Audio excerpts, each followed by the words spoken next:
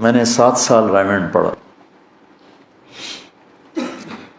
اللہ کی قسم ہمارے استادوں نے ایک دن کسی بریلوی کے خلاف، کسی شیعہ کے خلاف، کسی اہل حدیث کے خلاف ایک لفظ کا بھی نہیں. ایک مزاج شریعت بھی چھپانا ہے، چھپانا ہے، اور پردہ دری نہیں، پردہ پوشی ہے. مائز اسلمی منہ پر آ کر کہتے میں نے زنا کیا مجھے پاک کرتا، اب یوں کہتے ہیں جاؤ کوئی نہیں کیا، کوئی نہیں کیا.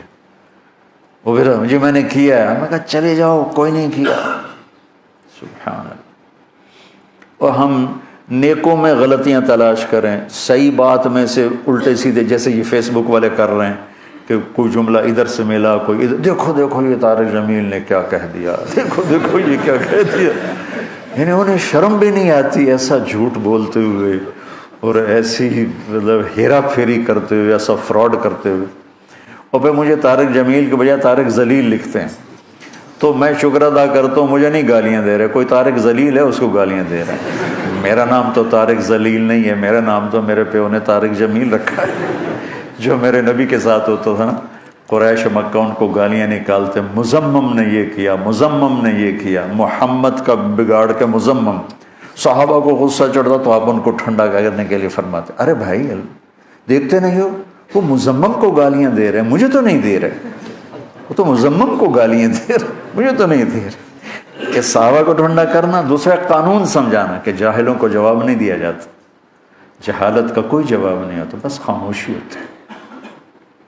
کسی علم والے کو جواب دیا جاتا ہے لیکن جہالت کا کوئی جواب نہیں ہوتا. تو اللہ تعالیٰ پہلی گواہی دیتا ہے کہ میں ہوں لا الہ الا اللہ، میرے سوا کوئی معبود نہیں، میرے سوا کوئی تمہارے کام آنے والا بھی نہیں. اچھا تو اور کون گواہ ہے؟ تو اللہ کہتا ہے والملائکہ، اور میری توحید پر، میرے معبود ہونے پر دوسرے گواہ ہیں فرشتے. فرشتے تو ٹھیک ہیں، آسمانوں پہ رہتے ہیں تو وہ گواہی دیں گے. تیسرا گواہ کون ہے؟ تو اللہ کہتا ہے وَأُولُو الْعِلْمِ، وَأُولُو الْعِلْمِ، علماء گواہ ہیں لا الہ الا اللہ پر. میرے دین کے علماء گواہ ہیں لا الہ الا اللہ پر. قائما بالقسط، میں عدل کے ساتھ سارا نظام چلا رہا ہوں. لا الہ الا هو العزیز الحکیم، وہی عزتوں والا، وہی حکمتوں والا. تو اللہ تعالیٰ نے علماء کو اتنا بلند کر کے بیان کیا ہے کہ میری توحید، اللہ کسی اور پہ اللہ نے نظر ہی نہیں ڈالی. یہ صالحین ہیں، یہ صوفیاء کرام ہیں، یہ مشائخ اعظام ہیں، یہ فلاں ہیں، یہ سائنسدان ہے، یہ پی ایچ ڈی ڈاکٹر ہے، یہ 10 ایم اے کر چکا ہے، یہ 50 ایم اے کر چکا ہے. کتنی نسبتیں ہیں نیکی کی، دنیا کی اور دین کی. اللہ نے فرمایا بس 7 عرب میں اگر کوئی میرا گواہ ہے تو میرے علماء ہیں.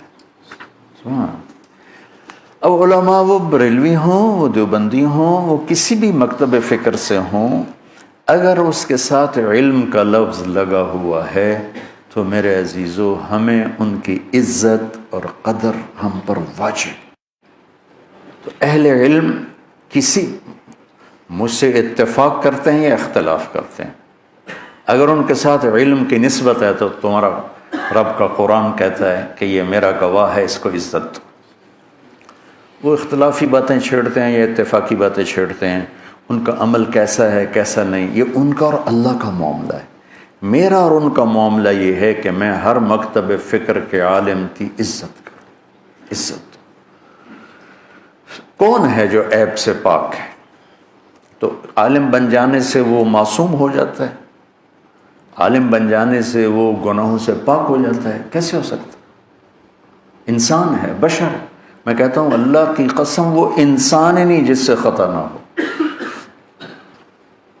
وہ انسان ہی نہیں جس سے خطا نہ ہو، وہ انسان ہی نہیں جس سے خطا نہ ہو.